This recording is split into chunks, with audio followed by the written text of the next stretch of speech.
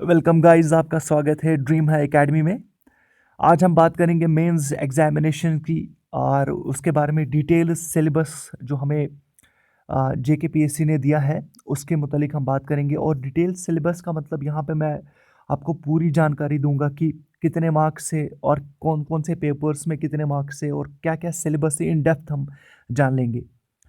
ये mains examination की बात अगर हम पहले करेंगे तो थोड़ा सा हम यहाँ पे एक मैं आपको एग्जामिनेशन का जो सिस्टम दिखाऊंगा। देखिएगा, यहाँ पे the written examination will consist of the following papers. English paper होगा क्वालिफाइंग नेचर का, याद रखिएगा 300 मार्क्स होंगे उसमें। उसके बाद पेपर फर्स्ट जो होगा एसे का 250 मार्क्स। उसके बाद फिर जनरल स्टडीज स्टार्ट होता है, याद रखिएगा जनरल स्टडीज स्टार्ट होते हैं। जनरल स्टडीज़ पेपर सेकंड यहाँ पे, लेकिन जनरल स्टडीज़ पेपर फर्स्ट के 250 मार्क्स से 250 मार्क्स से आगे बढ़ लेते हैं। जनरल स्टडीज़ पेपर सेकंड के 250 मार्क्स से हो गए 500 मार्क्स। जी हाँ, 500 मार्क्स। उसके साथ साथ जनरल स्टडीज़ पेपर थर्ड के 250, पेपर फोर्थ के 250 हो गए 1000। और 250 मार्क्स एसेज के जो हमने पेपर फर्स्ट में देखा, तो यानी 1250 मार्क्स। उसके साथ साथ फिर आपका जो अपना ऑप्शनल पेपर होगा उसके रिलेटेड भी पूरी जानकारी आपको मिलेगी। पूरा सिलेबस हम डिस्कस करेंगे। पेपर जो ऑप्शनल होगा, पेपर फर्स्ट और सेकंड होंगे, उसमें आपको 250 एंड 250 मार्क्स होंगे। पेपर फर्स्ट में 250 और पेपर सेकंड में 250। और लास्ट में फिर आपका पर्सनैलिटी टेस्ट होगा। पर्सनैलिटी टेस्ट में 250 मार्क्स होंगे, यानी 2000 मार्क्स से। अब हम बात करेंगे कि हाँ, यहाँ पे एक और चीज़ जानने की आप ज़रूर कोशिश कीजिएगा।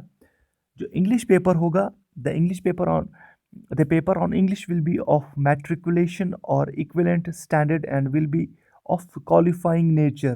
क्वालिफाइंग नेचर याद रखिएगा, इसके मार्क्स आपको काउंट नहीं किए जाते हैं। The marks obtained in this paper will not be counted for ranking. जी हाँ, इसके मार्क्स काउंट नहीं किए जाते, ये सिर्फ क्वालिफाई के लिए। आपको ये पेपर पहले देना होता है, आपको अच्छे मार्क्स इसमें लेने हैं। अच्छे मार्क्स का मतलब यहाँ पे ये है कि आपको इसको क्वालिफाई करना है, बस दैट्स है ना।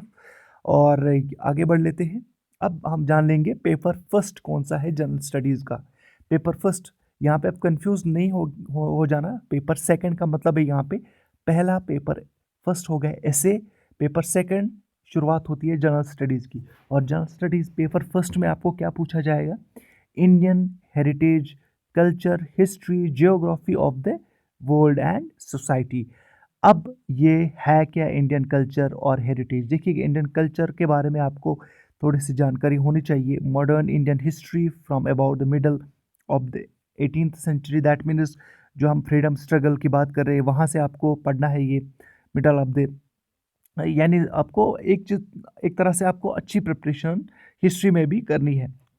फ्रीडम स्ट्रगल का फिर अलग से यहाँ पे पूछा जाता है 1857 के बाद। और ये यहाँ पे याद रखिएगा 1757 से आगे आप पढ़ना स्टार्ट कीजिएगा। मॉडर्न इंडियन हिस्ट्री की बात कर रहा हूँ मैं। उसके बाद हम फिर बात करेंगे पोस्ट इंडिपेंडेंस।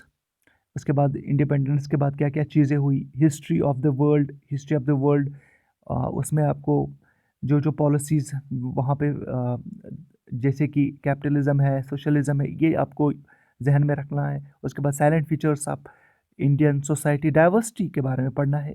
ये आपको जनरल स्टडीज़ पेपर फर्स्ट के बारे में। अब जनरल स्टडीज़ पेपर सेकंड के बारे में, इसमें ज़्यादा portion governance, constitution, polity, social justice and international relations.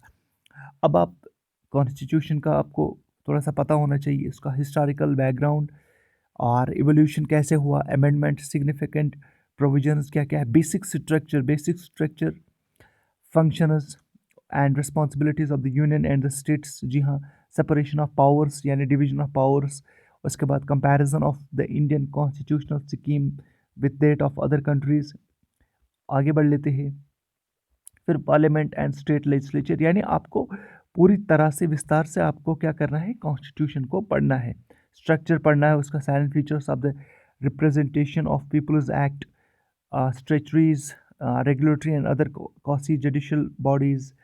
उसके बाद यहाँ पे गवर्नमेंट पॉलिसीज़ पढ़नी है आपको, वेलफेयर स्कीम्स पढ़नी है, issues relating to development management of social sector service. जी हाँ, पॉवर्टी के बारे में पढ़ना है, यहाँ पे issues relating to poverty and hunger, transparency, governance and accountability, e governance, role of civil services in democracy, India and its neighbourhood relations.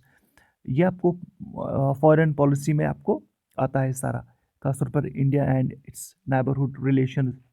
उसके बाद बायलेटरल जो रीजनल एंड ग्लोबल ग्रुपिंग होती है वो उसके बारे में पढ़ना है। Effect of policies, important international institutions, agencies and फोरा, देयर स्ट्रक्चर, मैंडेट। ये था पेपर सेकंड। अब पेपर थर्ड की बात कर रहे हैं हम।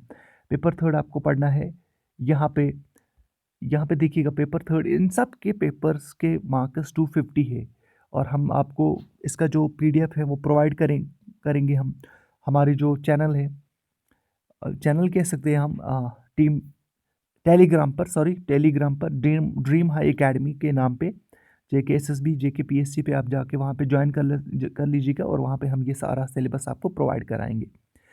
जनरल स्टडीज़ थर्ड के बारे में बात करेंगे हम। Indian economy and issues relating to planning, mobilisation of resources, growth, development and employment issues, inclusive growth and issues relating arising from it, government budgeting, major crops, आपको क्रॉप्स के बारे में पढ़ना है, irrigation system, storage and marketing. उसके बाद सारा ये देखिएगा agriculture related issues, food processing, land reforms, effects of liberalisation of the economy, infrastructure, transportation यानी roads, ports, airports, railways, extra investment models. आगे बढ़ लेते हैं, साइंस एंड टेक्नोलॉजी का भी यहाँ पे रोल है। उसके बाद फिर achievements of Indians in science and technology, awareness in the field of IT sector, conservation, environment pollution and degradation, disaster management, linkages between development and spreads of extremism। आगे बढ़ लेते हैं, role of external state and non-state actors in creating challenges to